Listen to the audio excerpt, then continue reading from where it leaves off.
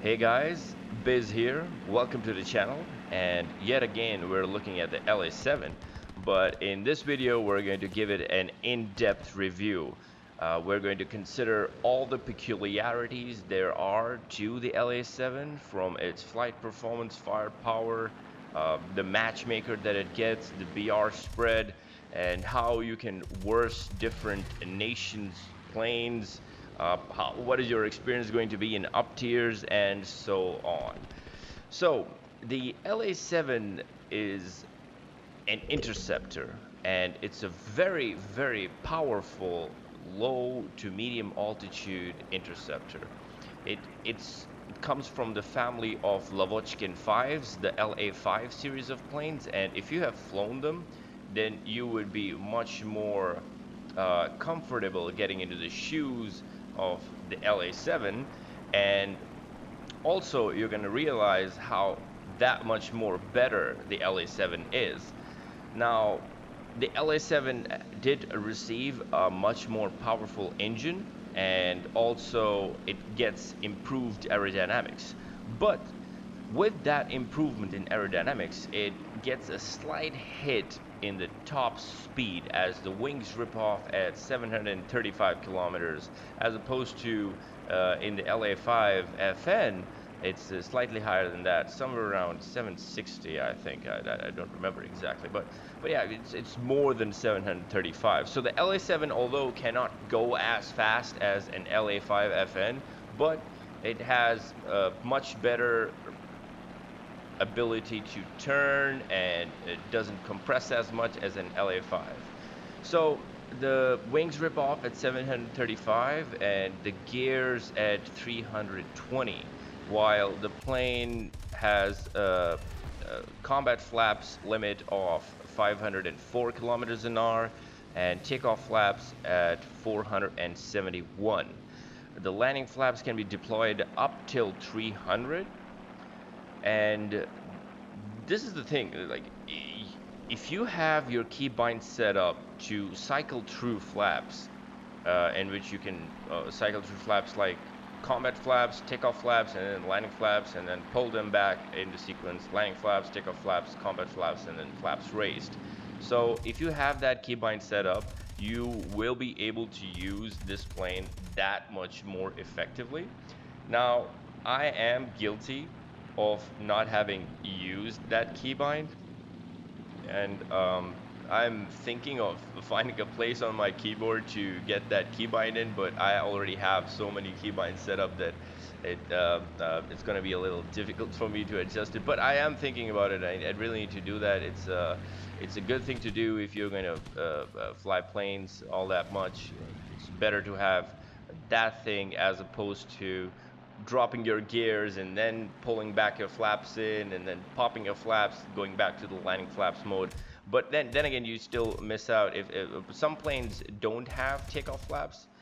Some planes only have just one flap setting, like Spitfires. So and also most of the Yaks as well.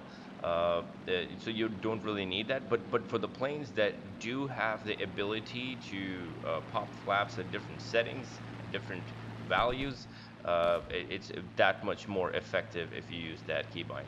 So yeah, the engine that the La-7 gets is an M82 FN radial. Off WEP you get 1,570 horsepower, and with WEP you get 1,851 horsepower.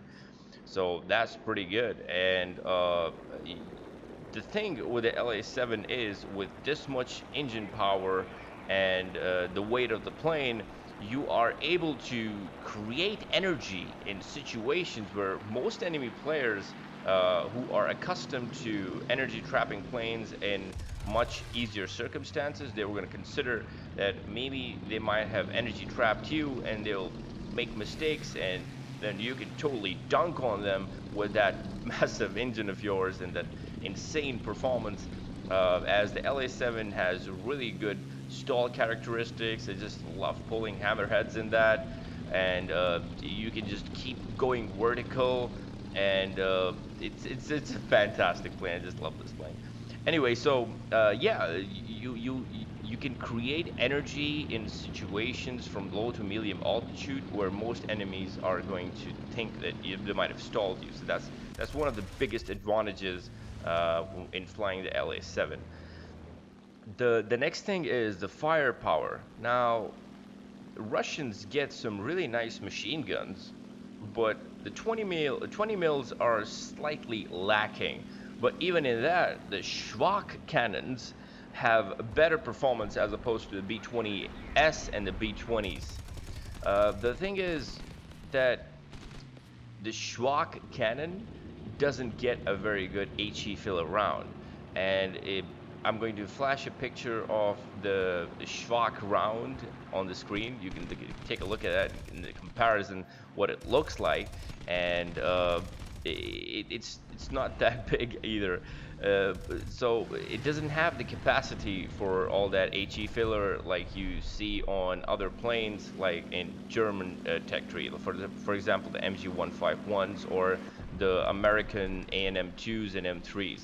So what the Schwach does get is good ballistic properties. They go pretty straight to a certain extent, and they are very fast firing, and you almost have to be surgical with your shot placement when it comes to the La-7s, La-5s, because you only get two of them. They're very closely packed on the engine cowling, and it kind of feels like it's just a single cannon firing because of the shot spread is so close. So you don't get that option of having a spread out burst mass, and you have to be pretty precise to land a shot. As you can see, that even if oh yeah, that was close. Yeah, it was one of those cinematic moments. But yeah, it's just like that, and I don't know what's going on in the game. People are just kill hungry everywhere and want kills. Even if the plane is on fire, someone is engaging them, people are gonna swoop in and try to get a kill. Now, granted, I'm also guilty of doing that sometimes, and I always apologize for that. But yeah, we shouldn't do that, and we should be better players and more gentlemen when it comes to air battles.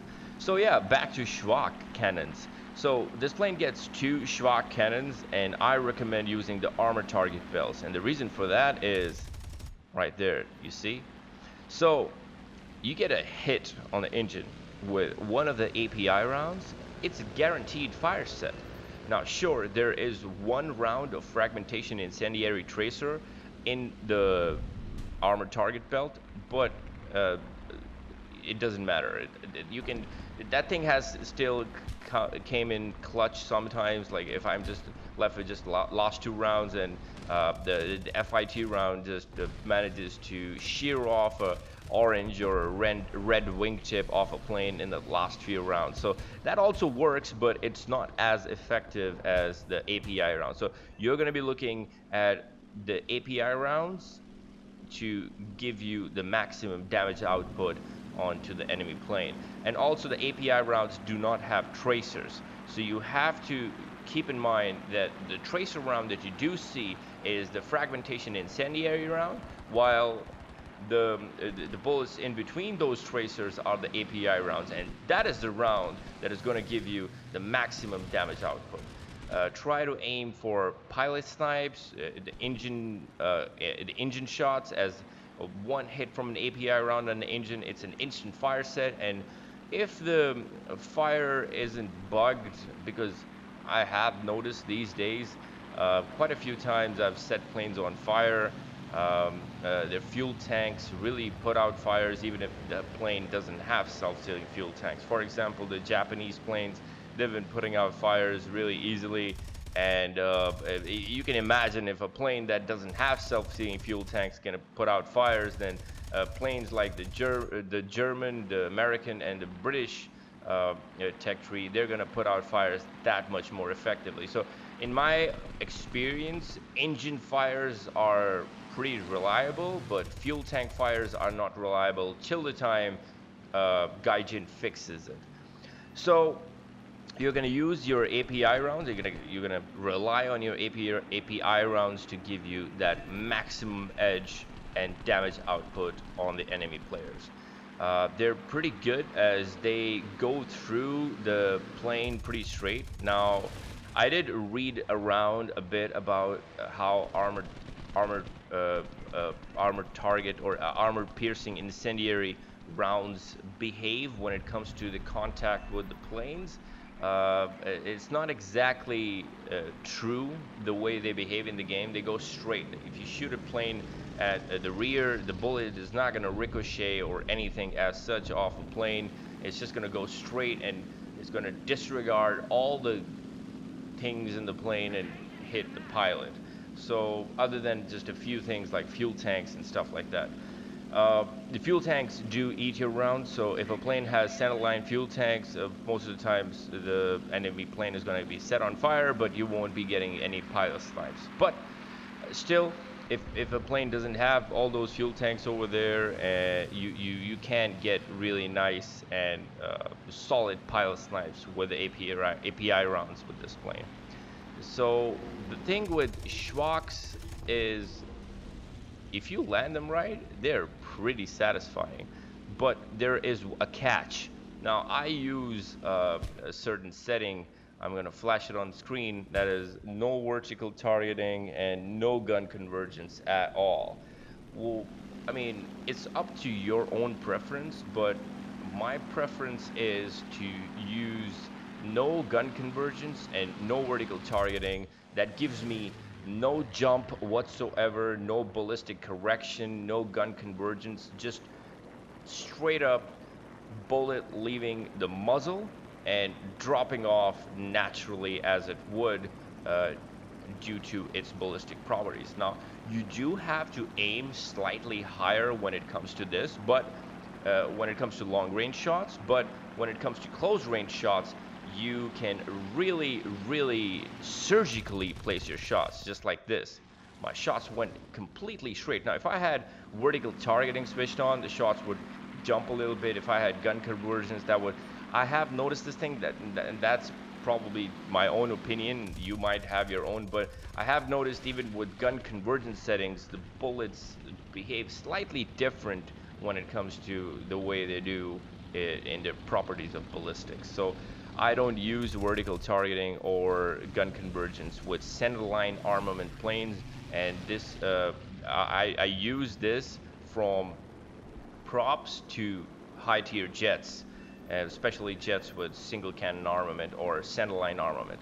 I rely on the ballistics and just fly the plane around, keep firing at stuff. I mean, if you have trouble getting the ballistics set in, go to custom battles and practice around, shoot at AI targets, and you'll get the hang of it. When you do get the hang of it, that is when you can make the most out of all these wacky situations in the air in which the enemy players are just rolling around, jinx left, jinx right, pulling up, pulling down, and you have to manage the situational awareness and everything. So you really have to set the plane's armament and the way it behaves in your muscle memory.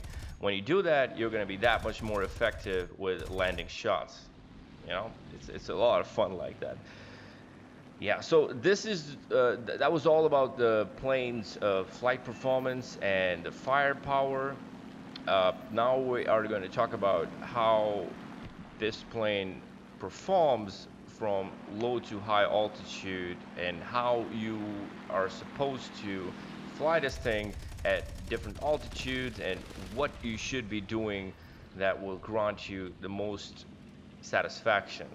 Now, you take off in this plane, you climb up to 4.5 kilometers. That is a given, okay? Regardless if the enemy team is lawn mowing or whatever, you're supposed to climb up to 4.5 kilometers. You do that, and you're going to give yourself that much needed altitude advantage that you should have. It's a time-tested phrase that speed is life and altitude is life insurance. So you need altitude. If you're going to be low and below the enemy, they are going to swat you out of the sky like a fly, okay? I mean, you might think that you have a certain level of skill that can grant you the ability to reverse them, but it's better to not put yourself in a circumstance of being reversed. Now, I'm not saying this to all the good players out there. Now, there are a lot of players that are fantastic at this game and they probably don't even need altitude, but I'm not calling them out over here. I'm not giving this instruction to them. I'm talking to the players who are trying to get into this plane, to learn how this plane flies, and try to get a hang of all the characteristics of this plane. So you need to be above the enemy and do not put yourself in a situation in which you have to reverse the enemy plane. Try to avoid circumstances like that. Keep yourself at a higher position, higher energy status, and more speed than the enemy, and then start engaging them. Thereby, you would have started from an advantageous position, and even if you make mistakes, you can correct them and not pay for them so dearly as going to the hangar.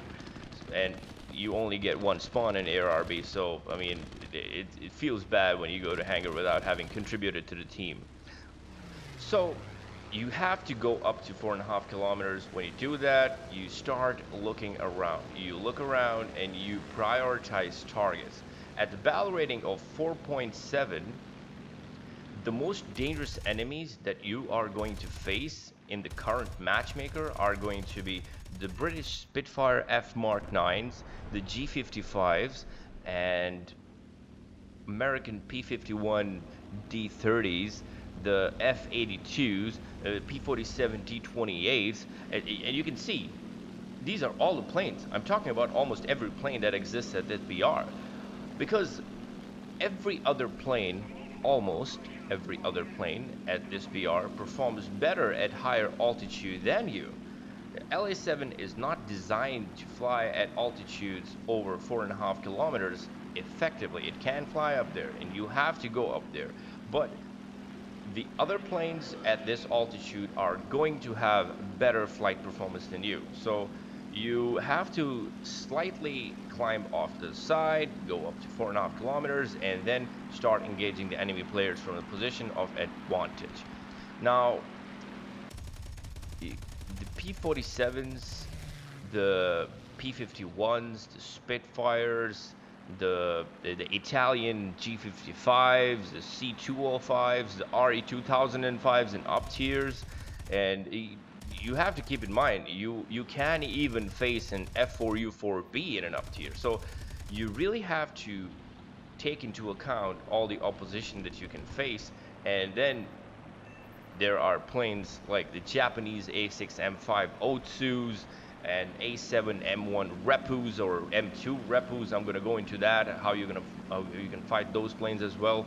But so you have to take into account this thing that you do not do good at high altitude, but you sure as hell don't want to be below these planes in an La-7 or any other Russian plane, because Russian planes do not do well at at high altitude. But you have to be above them as well, so that you can at least give yourself that much space to move out of the enemy players' focused boom and zoom runs. Because if they start doing that, they're going to choke you, they're going to deny you from getting energy, and then you have to go into defensive flying. So better is to not give the enemy that opportunity.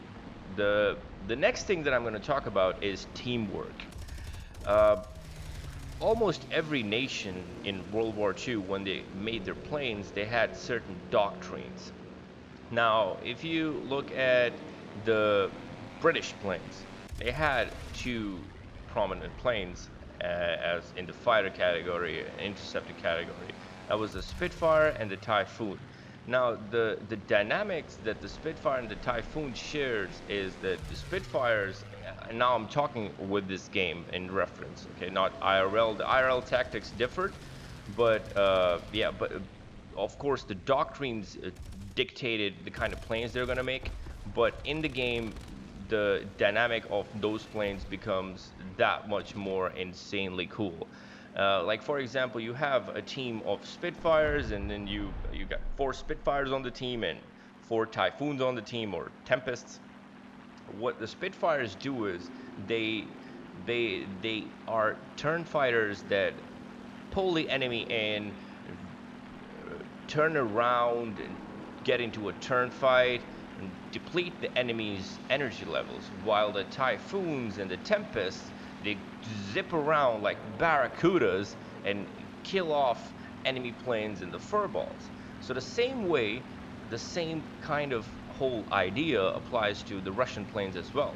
If you are flying a Yak, you gotta assist your La-7s or La-5s. If you're flying the La-7 or an La-5, you have to assist and support the teammates that are flying the Yaks, because the Yak 3s and the Yak 9s can do that what a Spitfire can do, but better, of course. Granted, not at higher altitude, but at low to medium altitude, you are not going to outturn a Spitfire, of course, in a Yak, but still you're going to be very close to depleting the enemy Spitfire of their energy advantage, and then using the excess energy producing ability of the engines at low altitude to give you that advantage. So what I suggest is play this game, play these planes at this particular tier with friends.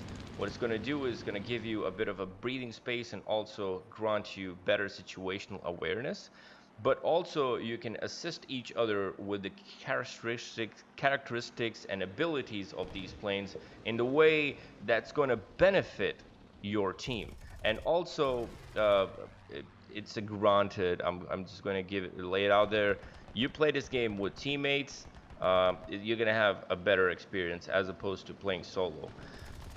So yeah, there it is, the whole dynamics that exist between the Yak and the La-7s, the Yak and the LA lines, and you have to keep in mind that, you know, fly with a friend. If not, go into the team chat and ask some players to, you know, maybe get into a wingman situation with you, with formation fly with you. It's that much more enjoyable. You're gonna enjoy the game much more if you manage to make some friends. And I have made some friends in the game too. Just, you know, chat in there, talk to them, help them. And if you have a better skill set than another player, you don't have to say, oh, if I become a wingman of this guy, you know, I'm gonna be reducing my own effectiveness. No, just go in there, you know, tell someone you're gonna be their wingman, look out for them. And people are nice. They're gonna, you know, you can ask them if they want to squad, and if you do help them around, people do see that you're a helpful team player. You might just manage to make a person a friend and get squatted up and fly the same planes. Because obviously, I know not everyone has all these planes. So if you're flying the Russian plane at this BR, you see another player with an LA-7 or a Yak, and you see that you can sort of communicate with them and have a level of understanding. Just, you know, just do it. You're gonna have that much more fun. So the next thing that we're going to talk about is how you can worse different nation planes. The first, we're going to talk about US and French. The US gets P-51 Mustangs and P-47 Thunderbolts. Those planes have one advantage, and just one advantage over you. There might be another one too, but just one major advantage, and that is high altitude performance. They do not have the climb rate that you have. They do not have the engine power that you have, and they certainly don't have the ability to turn as well as you in the LA-7. So you will be able to defeat the American planes, P-51s and P-47s, with relative ease if they are low and below you, and you can even equalize the energy levels if they are slightly above you, half a kilometer, not more than that. Other than that, the Corsairs are going to give you some trouble if someone knows how to fly their Corsair, the F4U4s and F4U4Bs. Although the 4B is just insanely powerful, but still, you're only going to face them in Uptiers, which are less, but you might face them, and they are very deadly. So you really have to play with a level head against F4U4Bs, and also tell your team that they have to focus and prioritize that target to take it out before it starts to do massive damage on the team. Yeah. So the next thing that you're going to face in the from the American players is the F6FN or the F6F. Same goes for the French. Those planes are not that difficult to deal with. They are already over-tiered, but you have to know that the F6F, the Hellcats, can bleed a lot of speed in turns. They might pull a insane reversal on you, so you have to keep that in mind. Do not get into a very high energy turn fight with them, because if they are at a higher energy state, they will be able to pull off 2 to 3 turns that will be better than yours. So keep that in mind. The next plane that you're gonna face is the P-63s. Those planes are energy fighters as well, and they have very good engine performance, but you turn better than them, and you have better engine performance than them too. Although you might be in trouble if you're trying to run away from the low altitude and they have a higher energy state than you. That's going to be a bit of a troublesome situation. But other than that, you're pretty good off, and I hope I'm not forgetting any other American plane at this BR. Yeah, I guess that's all. Oh, sorry. Yeah, there's one more, the F-82s. Now, those things are annoying and absolute meme machines. Never go in a head-on with them. Even if you think that you might be able to take that head-on, don't do it. Just don't do it. You see an F-82, before it crosses the threshold of 1.5 kilometers, just turn away from the head-on, because the tracers are kind of memey. They might not even show up on the screen, and then you'll be dead, and then tracers come off, going off to the side, and you'll be like, it wasn't even there. So that thing happens. So better is to not present an opportunity to an F-82 while flying any plane, to be honest, like that. But other than that, F-82s, although they have better speed than you, they cannot turn as well, they cannot produce that much energy than you to really pull out of your grips if they are down and low and slow. You can really mess them up. But an F-82, the player who knows what he's doing, this is an absolute meme machine. I don't like it that it is still at 5.0, but still, if an enemy plane is doing something like that against you, you're gonna have some, really tough time, especially if they're in a squad. The other plane that you have to watch out for is P-38s. And P-38s, not individually, but P-38s in squads. If you see P-38s in squads, or P-38Ks, the Js and the Ls, they're pretty troublesome because they have really good engine performance, and they will be able to mess you up if you present yourself as an easy target.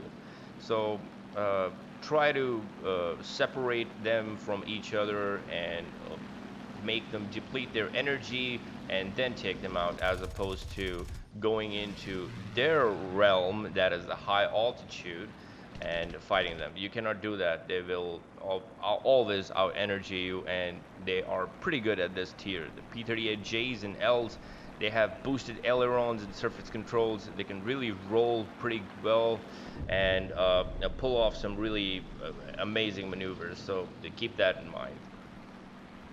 I guess that covers all the American players and how you can deal with them. Most of them you can out-turn and out-energy, and you will not have a lot of trouble facing the American and the French planes. The next nation that we're going to talk about are Germany. Now currently in the matchmaker, Russia keeps getting teamed up with Germany, so you will not have that much difficulty in facing Germany right now, because you just won't be facing Germany. But even when you do, just have to know that historically accurate matchmakers and German teams are absolutely lethal. And why I say that is because Germans get Italians on their side too, along with Japanese as well. So that just gives them an insane amount of edge over everything that a Russian can do. And I really don't rely that much on allied pilots to be able to come up with really, really good gameplay. I don't know why. It's just sometimes, it's weird. They don't even climb. They just fly low. So But right now, you don't have to be that much concerned. And if the historical matchmaker does return, when you're going to be facing Germany, you're going to see that the LA7s are just fantastic against the German planes. Um, you use the Yak 3-9 and the LA7's whole dynamics to pull down all the German players at higher altitude and force them to fight you at lower altitude. You can pull out of their boom and zoom runs, and you can save yourself from being caught off guard by using the agility that comes with the Russian planes. So with that, you can really pull them down from high altitude and fight them where you are strongest, and then use the Yak and Lavochkin dynamic and just swat them out of the sky. And you'll see it's a no-brainer. You turn better than a 109, you turn better than a 190, and you have more energy than a 109 and 190, and you can really hurt them at low altitude if they commit to it. Other than that, you have to take into account this thing that do not get shot at by German planes, because they will mess you up pretty badly. They have the mine shells, and they are absolutely devastating if they connect to your plane. So German planes, again, not that difficult to deal with the Russian planes, but a strong German team who's actually doing teamwork, that thing is something to be afraid of. But other than that, you can still manage them as well. Next, we're going to talk about Italian planes. The Italian planes are the worst enemies that you're going to face as a Lavochkin, because somehow they have the armament of German planes, which is absolutely devastating, and flight characteristics of 109s and Spitfires combined. Okay, it's just they're just amazing planes. The G55s are just fantastic. If you fly that plane well, there's no way you can be defeated. The RE 2005s are just fantastic. Sure, you don't have speed, but if you have altitude advantage, those planes can dive really good. They have amazing dive speeds. If they do a successful boom and zoom run, you're dead.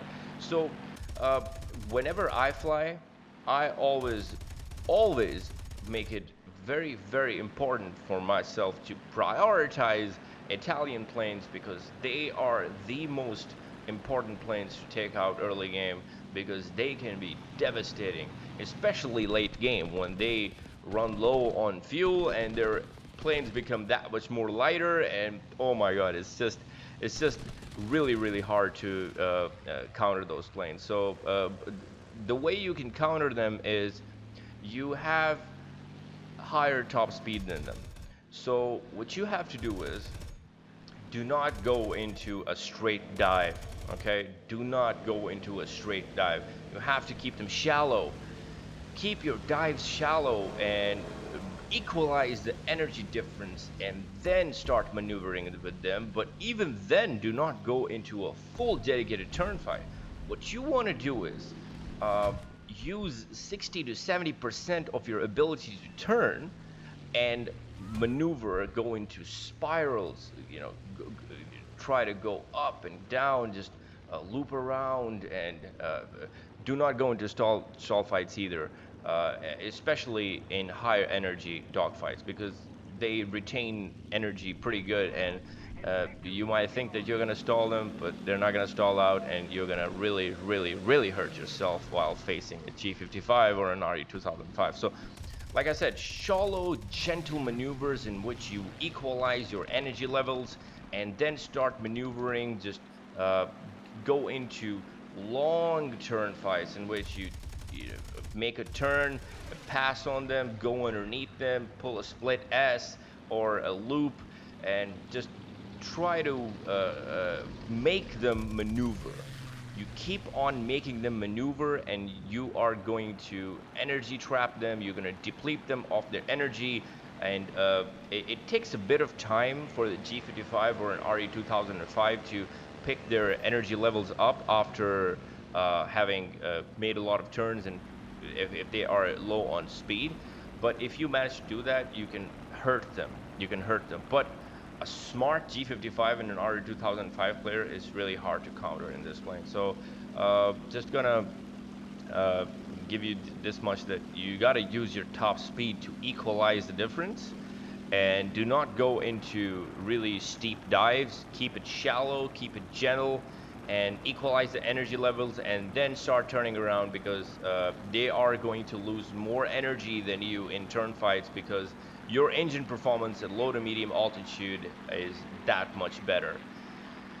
Okay, so the next nation we're going to talk about is Japanese planes. The Japanese planes are insanely good turn fighters, and when it comes to the zeros and the repus, just don't turn fight them. Just do not turn fight them. Even if you do turn fight them, you have to either have crit them, hurt them, or deprive them of their energy advantage. And if you do that, what you're gonna do is you're gonna slightly keep your turns open. Okay, do not turn all the way in. Just do not keep your plane turning at max.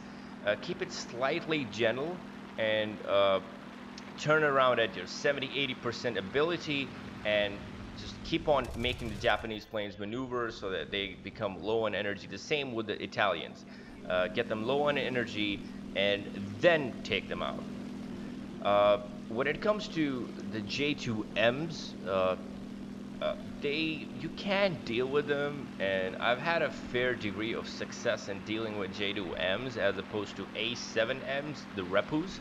Uh, but I would still suggest do not go in a turn fight with them unless you absolutely know that the energy states are equalized, and you can make them turn more, bleed more, and then keep it shallow, keep the maneuvers as such in which uh, you can make them stall. It's really difficult to make the J2M stall, but you have to really see if a J2M is really low on speed and they have turned a lot and they're pulling all kinds of maneuvers, then you can possibly do that. You have to use your takeoff flaps, landing flaps, and get the prop pitch to 100.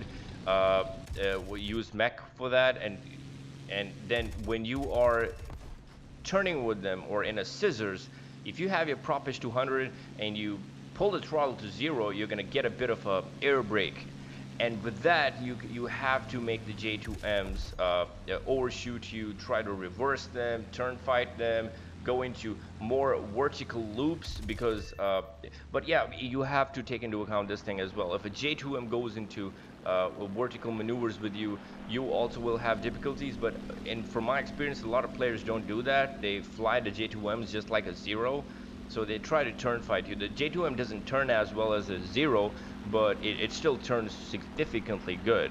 But if they are turning in horizontal, you can really use that against them, and go into verticals against them. This all I'm talking about when you are low to medium altitude. Anything below 4 kilometers and below, not 4.5 when it comes to J2Ms. You gotta keep it at 4 kilometers and below, and deplete them of the energy trap them, and because the Italians and Japanese planes, they lose a lot of energy because of the high angle of attacks that they can pull. So yeah, there it is against the zeros. Do not turn fight them, boom and zoom them. And when you boom and zoom them, do not go straight up vertical. Always go off in a shallow climb or a shallow extend. Because if you go vertical, those planes can reverse you and pull off a insane reversal, and then you'll be taken out of the sky. The A7 M1s and the M2s are slightly different. Now, the M1 is a very good plane. It's a zero, but on steroids. Now, the A7 M1 doesn't have an engine that is as good as the A7 M2, but it is still pretty good. And when it comes to the A7 M2, it is much more comparable to the P51 D30. And it's got a really strong engine, and I highly advise you to avoid A7 M2s as opposed to getting in a dogfight with them. And even if you have to try to surprise them or be from a very energy advantage position. The A7 M1s, if you and also M2s, if you crit them, if you hurt them enough, you can turn fight with them. But if you haven't managed to crit or hurt them, do not do that. If on a clean unhurt airframe of an A7 M1 M2, you stand no chance. You really can't do anything when it comes to turn fight them. You have to really try to out energy them. The same applies just like with the G55s, RE2005s. Outrun them, extend in shallow dives, and then gentle maneuvers in which they have to turn while you retain your maximum energy. Like what I'm doing right now with this P51. Although he's gonna take a burst to his face, but just extend, turn in towards them, and then keep on going straight. Avoid the head-on. Do not take the head-on.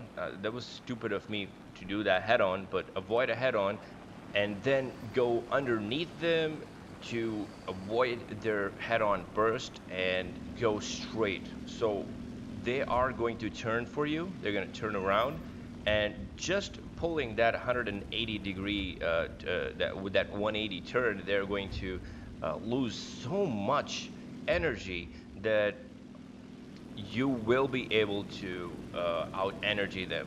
But you have to rinse and repeat the same maneuver at least a few times, and you're gonna notice that you are gaining the energy advantage and then dealing with them. There are some other Japanese planes that you have to take into account as well, the Ki 61s and the Ki 84s. Now, Ki 84s are just fantastic planes overall.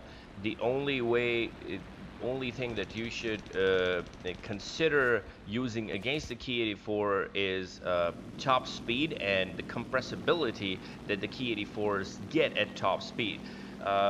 They might be able to cancel out your top speed advantage in a dive, but if you manage to level it out, and then if they're diving from a high position, they're gaining on you, and you don't have a lot of altitude to lose, just use the compression the Ki 84 gets against it. Go into gentle rolls that the Ki 84 would have difficulty dealing with because they have a poor rudder, and also they got a lot of compression on the ailerons as well. Um, and then you can start dogfighting them really up close and personal. They turn really well for the first few turns, but then the La-7 has the advantage, and you can really hurt them. Just try to make sure that if they overshoot, stay behind them. Control your throttle, control your flaps, control your prop pitch to stay behind them. The more you stay behind them, the better your experience is going to be to deal with them. When it comes to the Ki 61s, they are like 109s, but better. Uh, the early 109s. They do not have a really good engine, but they do have good armament, especially the one that gets the MG151s. You have to look out for that. You have to watch out for that. So the way you deal with the 109, you avoid their boom and zoom runs and start canceling their energy levels, and just forcing them to low altitude. That's how you can effectively hurt a Ki 61. So I think that's all. And there are some heavy fighters as well on the Japanese street that you have to look out for. They are quite difficult to deal with if they are boom and zooming you from a position of advantage. But if they start turning with you, they're toast. And just make sure that you get out of their boom and zoom runs early on, because they get the 30 mils, and the 30 mils hurt really bad. So you don't want to eat a single round of a 30 mil to your plane, or that's going to hurt you. The next that we're going to talk about are the British planes. The British planes are sort of very dangerous for you right now.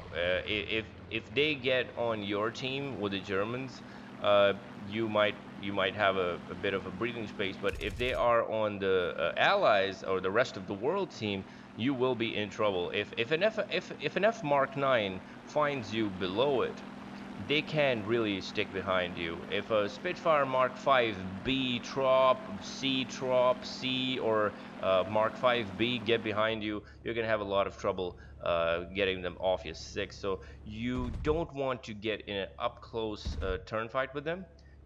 Avoid that at all costs. You don't need that, or they will hurt you and they will put you in the ground. They will send you back to the hangar. So if you see a Spitfire, just keep your distance with it, and once you, the same way, you just pull some split S's or gentle horizontal maneuvers after extending to get into a merge and then energy trap them or go into a spiral climb. That's how you can defeat their energy advantage and then hurt them. If a Spitfire gets low and slow, it's dead. But if a Spitfire is in an advantageous energy position or a situation that it is better than you, you will be hurt. The British Typhoons are not that difficult to deal with. They don't turn as well, but they could be trouble if you are trying to run away from a Spitfire and there's a Typhoon supporting that Spitfire. So my worst enemy or my nightmare scenario, yeah, okay. So I'm gonna make a big mistake right here. So I went into the cockpit mode and I just tried to pull a snipe off, and I'm so stupid. So I got a shot off and I got a spark, and I just got excited. I was like, oh shit, it's working. But the HUD was kind of annoying me, so I pressed Alt Z to get off the HUD to get some snipes in, because I only had a few shots left before the enemy player would have gone back to their airfield. I didn't realize that I was over speeding, and I crossed the 735 kilometers an hour mark and became an absolute lawn dart. So that's a Pepega maneuver right there from me, and pretty awful. So I could have pulled a 4v1 situation around, but I guess 3 kills is all I got in that match. But yeah, you have to take into account that top speed is, extremely high speeds are your enemy. So let's digress back to how the Spitfires and Typhoons work. So my nightmare scenario facing British planes is 2 Spitfires and 2 Typhoons, and I'm all alone. It's just, you can't do it, because even if it's just 1 Spitfire and a Typhoon and you're all alone, you're dead, you're toast. Again, absolute toast, because a Typhoon is not going to let you use your top speed, because the Typhoons are really freaking fast, and the Spitfire is not going to let you, pull off some wacky reversals, because that thing loses so much speed in turns that it can really stick behind you. So if a Spitfire sticks to you on your 6 and from a higher energy state, and you are on a lower energy state, you're cooked, man. You're just toast. Might as well J out. But yeah, of course, I mean, you don't want to give up or anything, but still keep fighting. But eventually, you're gonna just, if their aim doesn't suck, or if they don't hit a tree, they will take you out. So Spitfires and Typhoons are very dangerous planes.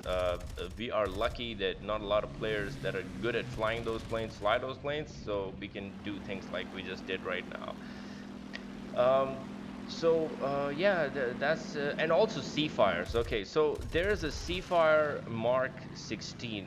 That thing is a low altitude monster. It has a very strong engine, and do not fool yourself into thinking that it would be just like an F Mark 9 if it's low and you can't counter it, because the F Mark 16 Seafires are really fantastic at low altitude, and you would have a lot of trouble making them lose the energy. So the best thing that you can do is surprise them or take them higher and put them in really high energy with vertical maneuvers, in which you are at a higher energy state and they are at a lesser or a lower energy state than you. That way you can try and get a good energy trap in on them. But you have to look out for them. Then comes wyverns. The wyverns aren't that difficult to deal with. They are pretty trash planes. The only thing working for them is their top speed, and that's it. Just don't head on. Yeah, that guy just head on the wyvern. Why would you? He's got four Hispano Mark 5s. They hurt. If he knows what he's doing, he can use his plane to hurt a lot of things in your plane really badly if you give him an opportunity. So just don't head on them, and uh, if they are going at a very high speed and you are at the same altitude as them, just avoid going after them. Just let them go back to their airfield. They're not a threat. The maximum they can do is go back to the airfield, get some more bombs, and come back to die anyway. So yeah, it's not a big trouble. So the next nation we're gonna talk about are the Swedes. The Swedish planes aren't that good at this BR compared to the La-7. Now you could start off from being at a higher position in a Swedish plane to defeat a lot of planes by pulling off some nice maneuvers, but uh, okay, honestly, I really don't know much about Swedish planes. I haven't researched that tech tree, and if I haven't flown it, I really can't talk much about it. But so far, I haven't had trouble defeating any Swedish planes. Just don't be below them when they're booming, zooming you, and they can reverse you as well as they bleed a lot of speed in turns, and they have really lethal firepower. So just stay out of their guns. Stay out of being in a stupid position below them, and you'll be good. You can actually pretty effectively take out any Swedish plane there is at this tier, except for J-26. But J-26 is just a P-51 D-30. It gets slightly better belts for its 12.7s, but still you can deal with them. Yeah. So the next thing that we're going to talk about, we're done with all the nations and how you can worst them. The next thing we're going to talk about is the matchmaker. Now, it's a bit of a tricky situation these days, as the matchmaker is kind of trash. Whoa, another close call. Kind of on me too, because I was looking behind me. But then again, yeah, it was a close call. So the matchmaker is also pretty bad right now. You only get teamed up with Germans, and all the good German players. I haven't been interacting with a lot of good German players in my teams these days. A lot of them are starting off playing this game, and they're going by the hype that was created an year or maybe 6-7 months back, and the whole hype train that German teams are doing really good when they're gonna face stuff like Japanese, Italians, Americans, and whatnot. Any kind of advantage that a German team had back then, that no longer exists, because the combination of planes that the rest of the world combination is bringing along, they have almost everything that can counter a German plane. So the only thing going for German teams is if they really have experienced players on the team and they know how to use their planes at higher altitude and how to do some teamwork, the whole fuckable 190 and 109 dynamic, how to balance it out, and I haven't been having fun, but that may just be me and only my own issue, maybe a me thing. But this is what I have experienced, having almost 150, 160 battles in the La-7 in the past few days. I haven't seen really good German teams. So the next thing that we're going to talk about is Uptiers. The Uptiers, because the La-7 is at 4.7, there's a slight chance that you can get a 5.7 game, although because of the whole quantitative matchmaker, you will have only 1/4 of the enemy team at 5.7, but those 5.7 planes are absolutely fantastic, and they can really hurt you really bad. In this situation, we can see how the La-7 can counter German planes pretty effectively. We've got two 109s and a fuckable 190 Anton. right on our 6, and they're all gunning it for me. Although that 119 went away, but you can easily see how the La-7 works against the German planes really effectively. It's a lot of fun. I miss that. In the previous Matchmaker, there was a time when we used to get a full Russian team versus German team on Poland, and that was a lot of fun because sometimes the Germans do good, sometimes the Russians do good, and kind of miss it, but what can we do? This is the most I got in a lot of days of flying this plane. This is the only time I actually got a historical Matchmaker, and that's just one out of what, like 150 battles. So I really don't know if the historical Matchmaker is going to come back. Gaijin is just trying to fiddle with the Matchmaker to balance out the KD and the win ratios of some nations, because the Germans kept winning at this tier. Now they're punishing them. They took away the Italian support that they used to get, and now they fly with the Russians, and Russian planes are very difficult to fly. They're not bad, they're just difficult to fly because you have to understand a lot of dynamics to fly this plane. If anyone is starting off playing this game, I would never suggest them to start off with the Russian planes. They will have a lot of trouble. Boom and zoom is easy to learn. Turn fight is easy to learn, but energy fighting, that is very difficult to learn. In energy fighting, you have to know the opposition. You have to know what you can and cannot do, and what the enemy can and cannot do.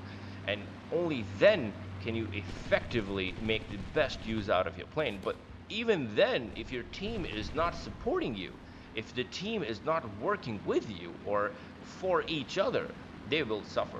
So yeah, a lot of things, but that's the thing that I consider the most. That is, energy fighting is very difficult, and if you want to learn it, you have to really give energy fighting a lot of time. And also the best way to learn how to fight an enemy plane or the opposition is to actually fly them. And yeah, sure, that's going to take a lot of time, but eventually when you do fight all the fly all the planes that you are going to worst, you will better understand the capabilities and the limitations of those planes, so you can counter them that much more effectively. So yeah, it's been an hour of talking about how you can fly the La-7. I really love this plane. It's a lot of fun to fly this thing, and I know it's not meta. I know it's not a very normally existing plane in a team. Usually, a lot of players don't play it. They would rather play Yaks. But I made this video because this plane is not that loved, and I would like it to receive some love. And this video will probably pay homage to the La-7, and this is my second video on it, and I hope that anyone trying to get into flying the La-7 effectively will learn a lot of things from this video. So right now I just ran out of ammo, and I was just trying to tap the wings. Like in the last merge, I was trying to tap it with my left wing so it loses control, but kind of wasn't able to. Then I'm just gonna try and tap his wings, but then I was like, okay, it's really not working, and then I decided to meme with it. Yeah, couldn't run with it, so I just memed with it. So we're just gonna go below him, control that throttle, slide it up, and then come down and become, oh my god. Our plane is a weapon itself, so why not use it? Isn't it? Yeah, there we go. So that was a very long video, and I hope you guys enjoy that. And if you guys want any help or tips or advice, be sure to talk about it in the comments below, and I'll be sure to reach out. See you guys later.